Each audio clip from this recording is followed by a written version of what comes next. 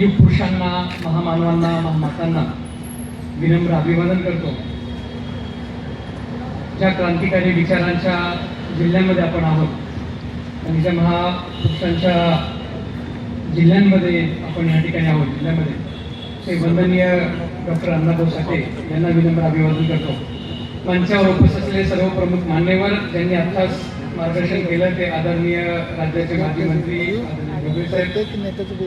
मंचावर उपस्थित असलेले आदरणीय विष्णुभाऊ कसबेजी, राजेश भाऊ घोडेजी, तसेच आमच्या सावित्री माताजी साठे, सगळे प्रमुख मान्यवर, कार्यक्रमाचे आयोजक नियोजक सगळे आमचे संदीप दादा डोंगरे साहेब, आमचे प्रशांतजी सदामतीजी आणि या दोघांनीही त्यांची नावं घेतली. सगळे नगरसेवक मान्यवर, सगळे लोकप्रतिनिधी, सगळे उपस्थित मान्यवर आणि समोर बसलेले सर्व माता भगिनी युवक मित्रांनो, सर्वांना सप्रेम जय लहूजी. जास्त लांबचं भाषण करणार नाही कारण सर्वांचे चेहरे सांगतायत. सकाळपासून आयोजक त्या ठिकाणी गडबडीमध्ये आहेत, धावपळ करतायत. आमच्या महिला भगिनी या ठिकाणी आहेत, उन्हाचा तडाखा या ठिकाणी आहे, म्हणून खूप तुम्हाला अजून ताटोट ठेवणार नाही. परंतु मी डोंगरे साहेबांचं, त्यांच्या सर्व सहकाऱ्यांचं, आमच्या सदामतेजींचं, येडगेजींचं, सगळ्यांचं मनापासून या ठिकाणी अभिनंदन करतो की आपण आज हा मोर्चा या ठिकाणी आयोजित केला. ते धाडस आपण या ठिकाणी दाखवलं. खरं आपण सांगितलं की किती लोक आहेत, किती गर्दी आहे, याच्यापेक्षा कोण कोण आहेत हे जास्त महत्वाचं आहे. कारण 1 तारखेला आपण इतर वेळेस अनेक ठिकाणी अनेक वेळेस अण्णाभाऊंच्या पुतळ्याकडे जातो, पण 1 तारखेला त्यांच्या जयंती निमित्त तिकडे जाणं हे महत्वाचं असतं. किती लोक गेलेत त्याच्यापेक्षा गेलेत का नाही हे महत्वाचं असतं. तसा आजचा दिवस इतिहासामध्ये अत्यंत महत्वपूर्ण आहे, आपल्या देशाच्या स्वातंत्र्य संग्रामामध्ये महत्वपूर्ण आहे आणि आजचा 9 ऑगस्ट हा क्रांती दिन म्हणून त्या ठिकाणी आपण त्या ठिकाणी पाहतो. आणि हा सातारा सांगली हा जो जिल्हा आहे, हे जे खोरे हे सगळे क्रांतिकारांचे त्या ठिकाणी त्यांचे जन्मभूमी कर्मभूमी असं आपण मानतो. आणि ह्या क्रांतिकारांच्या जन्मभूमीमध्ये कर्मभूमीमध्ये क्रांती दिनानिमित्त हा मोर्चा होतोय आणि तो आपण त्या ठिकाणी आयोजित करताय, त्याबद्दल आपल्या मनापासून या ठिकाणी मी आभार व्यक्त करतो.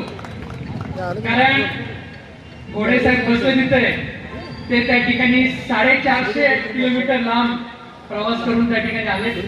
डोंगरे साहेब या ठिकाणी सोलापूरहून आले होते, कसबे साहेब आम्ही या ठिकाणी 250 किलोमीटर पुण्यावरून आलो. परंतु दुर्दैव की 10 मिनिटाच्या मार्गावर असणारे पण काही नेते मंडळी या मोर्चाला येऊ शकले नाही. हे आपल्या समाजाचं आपलं दुर्दैव आहे. कारण काही असतील, तुमचे कुठले राजकीय सामाजिक मतभेद असतील, पण समाज म्हणून जर एकत्र बोलवलं, पिवळा झेंडा म्हणून जर एकत्र बोलवलं तर त्या ठिकाणी तुम्ही आलाच पाहिजे. ही भूमिका या ठिकाणी आपली असली पाहिजे. कारण कुठल्या नेत्याला मंत्रीपद द्या किंवा कोणाला तरी महामंडळामध्ये समाविष्ट करा, याच्यासाठी आजचा मोर्चा नव्हता. तुमच्या आमच्या मुलाबाळांना येणाऱ्या काळामध्ये उपवर्गीकरणाच्या माध्यमातून त्यांना स्वतंत्र आरक्षण मिळालं पाहिजे, याच्यासाठी आजचा मोर्चा होता. म्हणून तुम्ही आला पाहिजे होता. आज अनेक मुद्दे सांगितले, मी सगळे मुद्दे तेच बोलून तुमचा वेळ झाला नाही. परंतु जवळच त्या ठिकाणी मुख्यमंत्र्यांचा कार्यक्रम, काही नेते मंडळी तिथे गेलेत, काही आमदार तिथे गेलेत. परंतु समाजाला एकत्रित बोलवायचं, बॅनर लावायचे, परंतु समाजाकडे न येता पक्षाकडे पहिला यायचं, या भूमिकेचा पण विचार समाजाने पुढे भविष्यात केला पाहिजे. कारण तुमच्या आमच्या न्याय हक्काची लढाई ज्या वेळेस असते त्यावेळेस जर तुम्ही घरात बसतात, आपण त्या ठिकाणी उन्हातानात उपाशी तापाशी कुठलीही मान सन्मानाची त्या ठिकाणी तमन्ना बाळगता समाज म्हणून, समाज बांधव म्हणून आपण या ठिकाणी येतो. कारण ही आपली एकमेकाशी असलेली आपुलकी आणि आपल्या एकमेकाशी जुळलेली नाळ आहे. आज उपवर्गीकरणाच्या माध्यमातून इतर समाज त्या ठिकाणी मोठे मोठे मोर्चे काढतात, मेळावे करतात, त्यांचा दबावगट निर्माण करतात आणि या ठिकाणी राज्यकर्त्यांवर दबाव निर्माण करतात. माझी तुम्हाला विनंती आहे, आपण सारखं भाषणात अनेक नेते लोक बोलतात आता वाय केली पाहिजे, वाय केली पाहिजे, पण आपल्या सोबत कोण वाय करतोय हे पण ओळखता आलं पाहिजे, हे आपण त्या ठिकाणी विचार केला पाहिजे. कारण काही लोक सत्ताधारी पक्षाशी निगडीत त्यांचे काही नेते मंडळी असेल, आपल्या मोर्चाचं त्या ठिकाणी केवळ त्या ठिकाणी लुटुपुटीची लढाई केल्यासारखं दाखवण्याचा प्रयत्न करतात. आज खरं तर डोबळे सरांचा आम्ही आदर करतो आणि अत्यंत त्यांना अनेक वर्षापासून आमच्यासाठी ते आदरपूर्वक आहेत आणि शेवट पण नसणार आहे. पण त्यांच्या बोलण्यातून त्या ठिकाणी आलं की भाजपाने आरक्षण दिलं. सुप्रीम कोर्टामध्ये जवळजवळ 40 वर्ष लढाई झाली. 40 वर्ष दलविंदर सिंग आणि पंजाब त्या ठिकाणी राज्याच्या विरुद्धची जी केस होती ती अनेक वर्षापासून, कारण जयसिंग काँग्रेसचे ज्यावेळेस मुख्यमंत्री होते त्यावेळेस आरक्षण अंतर्गत आरक्षण हे लागू केलं आणि त्याच्या माध्यमातून त्या ठिकाणी ती लढाई चालू झाली आणि ही सुप्रीम कोर्टापर्यंत गेली. चिन्नैया त्या ठिकाणी कोर्टाने ज्या वेळेस 2004 मध्ये अनुसूचित जातीमधल्या सगळ्या विविध 59 जाती हे एक त्या ठिकाणी होमोजिनियस क्लास आहे म्हणून त्यांचं क्लासिफिकेशन करता येणार नाही हे सांगितलं आणि उपवर्गीकरण करण्यास त्या ठिकाणी मान्यता दिली नाही. परंतु ते गप्प बसले नाही, त्यांनी तो लढा तसा कायम ठेवला आणि शेवटी सुप्रीम कोर्टाच्या त्या न्याय निर्णयाला त्यांनी त्या ठिकाणी आव्हान दिलं आणि घटनापीठाकडे त्या ठिकाणी ती केस गेली आणि 7 न्यायाधीशाच्या त्या ठिकाणी घटनापीठाने 1 ऑगस्ट 2024 ला तो निर्णय दिला आणि त्याच्या माध्यमातून हे उपवर्गीकरण लागू होतंय हे तुम्ही आणि आम्ही लक्षात ठेवलं पाहिजे. आणि म्हणून आमची त्या ठिकाणी सत्ताधारी लोकांना आणि राज्यकर्त्यांना प्रश्न आहे, तुम्ही जर लोकांना सांगता की आम्ही सुप्रीम कोर्टातून करून आणलं, कोर्टात तुमच्या हातात नाहीये पण तरी सुद्धा आम्ही करून आणलं, ठीक आहे मान्य करतो, तुमचा आम्ही अभिनंदन करतो, मग ते लागू करत का नाही जे तुमच्या हातात आहे? सरकार तुमच्या हातात आहे, राज्यकर्ते तुमच्या हातात आहे, समाज कल्याण तुमच्या हातात आहे. जर तेलंगणामध्ये होऊ शकतं, जर त्या ठिकाणी कर्नाटकामध्ये होऊ शकतं, हरियाणामध्ये होऊ शकतं, पंजाबमध्ये होऊ शकतं, तर महाराष्ट्रात का नाही होऊ शकत? हा आमचा प्रश्न त्या ठिकाणी तुम्हाला आहे. आज आकडेवारीची भाषणं काय करतात की त्या ठिकाणी काही समाज आपला बांधव आहे की जातीची त्या ठिकाणी वर्गवारी करण्याची जे हे चालू आहे, जनगणना चालू आहे आणि जातीने हे जनगणना होऊन द्या आणि मग 2027 ला हे करा, लागू करा. मान्य आम्हाला, कारण आमची तीच तक्रार आहे की 2011च्या जनगणनेमध्ये मातंग समाजाची जाणून बुजून लोकसंख्या ही कमी दाखवलेली आहे. आपली लोकसंख्या किमान 10% 15% कमी दाखवले, हा आमचा त्या ठिकाणी आरोप आहे सरकारवर. आणि म्हणून जर तसं करायचं असेल त्याची आमची तयारी आहे. परंतु जे या ठिकाणी 59 जाती आहेत त्याच्यामध्ये लाभार्थी आणि वंचित असा गट करून जसं हरियाणामध्ये लागू केलं तसंही आपण या ठिकाणी लागू करू शकतो. आज 2023 मध्ये पार्टीने त्या ठिकाणी आवाज दिला, जसं सांगितलं आमच्या संतोष भाऊंनी की 2023 मध्ये समाज कल्याण विकासच्या माध्यमातून असलेले सामाजिक न्याय विभागाच्या माध्यमातून असलेले पार्टी या संस्थेने, सरकारी संस्थेने 59 जातीमध्ये किती लाभार्थी आहेत, कोणी त्या ठिकाणी प्रगतीशील आहेत, त्या सगळ्या जातींचा आढावा आकडेवारी सहित घेतलाय. जिल्हा परिषद कार्यालयामध्ये, महानगरपालिकेमध्ये, नगरपालिकेमध्ये किती त्या ठिकाणी सेवक कुठल्या जातीचे आहेत, जातीची संख्या किती आहे, टक्केवारी किती आहे, विद्यार्थ्यांची संख्या किती आहे, हे सगळं त्यांनी त्या ठिकाणी दिले. त्याच्यावर आक्षेप असताना जे त्या ठिकाणी काही आमदारांचा आणि समाज कल्याणचे तत्कालीन आयुक्त त्यावेळेचे ओमप्रकाश बकुरिया यांच्या माध्यमातून एक अभ्यास गट निर्माण केला आणि 50% पेक्षाच्या आरक्षणाची अट हे ओलांडून त्या ठिकाणी आंध्र प्रदेशमध्ये 70% आरक्षण कसं आहे हे अभ्यास करण्यासाठी काही आमदार आणि काही अधिकाऱ्यांचा त्या ठिकाणी गट केला. त्यांनी 5 राज्यांचा अभ्यास केला. त्यांनी त्यांचा अहवाल त्या ठिकाणी शासनाला दिला. अनंत बदल त्या ठिकाणी जे हायकोर्टाचे जज आहेत त्यांच्या अध्यक्षतेखाली अनंत बदल समिती ही गठीत केली. 6 महिन्यात त्यांनी अहवाल द्यायचा होता. 18 महिने त्यांनी काम केलं आणि 18 महिन्यानंतर एप्रिल 2026 ला त्यांनी त्यांचा अहवाल राज्य सरकारकडे दिला.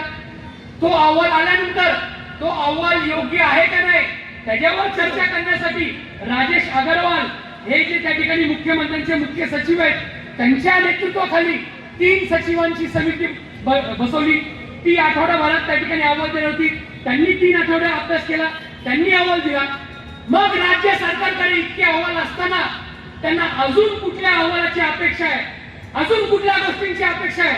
आज तुम्ही सगळे इथं वेगळ्या वेगळ्या संघटनेचे वेगळे वेगळे नेते, अनंत बदल समितीचं ज्यावेळेस कामकाज 18 महिने चाललं होतं, कुठंही समाज कल्याण विभाग, पार्टी, आरटी, मुख्यमंत्री कार्यालय, कुठल्याही कार्यालयाच्या माध्यमातून कुठल्याही त्या ठिकाणी अधिकाऱ्यांनी कधीही घोषणा केली नाही की याच्यावर हरकती सूचना नोंदवा.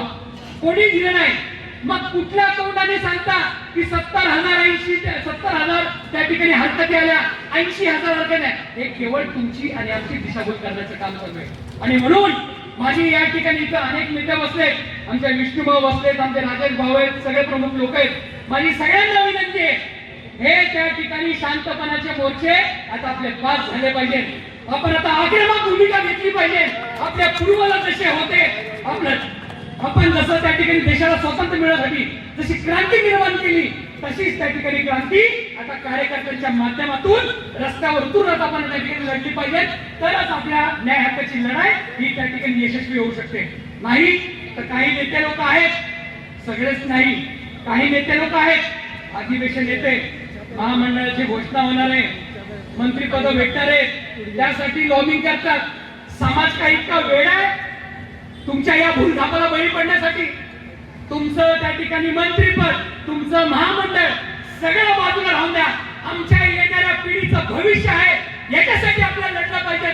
आणि म्हणून तुम्ही आणि रस्त्यावर उतरला पाहिजे. या ठिकाणी येणाऱ्या काळामध्ये आपला लढा अजून तीव्र केला पाहिजे. सदामध्ये साहेबांनी सांगितलं की हा पहिला मोर्चा आहे, नंतर आम्ही पूर्ण जिल्ह्याचा एक मोठा मोर्चा या ठिकाणी काढणार आहोत. तुमच्या प्रत्येक त्या ठिकाणी चांगल्या गोष्टीला आमचा तुम्हाला जाहीर पाठिंबा असणार आहे. आणि मोठ्या संख्येने या ठिकाणी रमेशदा बागवे साहेब हे मातांचे संस्थापक अध्यक्ष, राज्याचे माजी गृहमंत्री आज मोर्चाला येणार होते, परंतु त्यांच्या 1 महिन्यापूर्वीच त्या ठिकाणी त्यांच्या हृदयाची शस्त्रक्रिया झाली, एंजिओप्लास्टी झाली, म्हणून ते येऊ शकले नाही. परंतु त्यांनी तुमच्या या कार्याला शुभेच्छा व्यक्त केल्यात. पुढच्या भविष्याच्या काळामध्ये तुम्ही मोठा मोर्चाच्या ज्यावेळेस घेणार किंवा पुढची तयारी करणार, त्यावेळेस माता एकता आंदोलन असेल, संदीप पाकळे असतील, त्यांचे सगळे सहकारी असतील, सगळे जण तुमच्या सोबत त्या ठिकाणी खांद्याला खांदा लावून या ठिकाणी काम करतील, एवढंच या ठिकाणी सांगतो. आणि कितीही कोणीही आता कितीही आंदोलन केली, मोर्चे काढले, कुठला समाज हा करतोय, तो विरोध करतोय, हा नेता विरोध करतोय, तो खासदार जाऊन दबावगट निर्माण करतोय, परंतु ते विसरतायत की त्या ठिकाणी सूर्याची किरणे कोणी लपवू शकत नाही. सूर्याची किरणे कोणी आता लपवू शकत नाही. फुलांचा सुगंध कोणी आता त्या ठिकाणी झिरून घेऊ शकत नाही. आणि आता कुणीही किती प्रयत्न केले तरी मातांगाचं स्वतंत्र आरक्षण पुढे आता थांबवू शकत नाही, पुढे थांबवू शकत नाही. मी सगळ्या त्या ठिकाणी मान्यवरांचं, आयोजकांचं मनापासून आभार व्यक्त करतो की आपण या क्रांती दिनाच्या माध्यमातून आपण हा मोर्चा आयोजित केला. मी फक्त एक 5 मिनिटं सांगतो.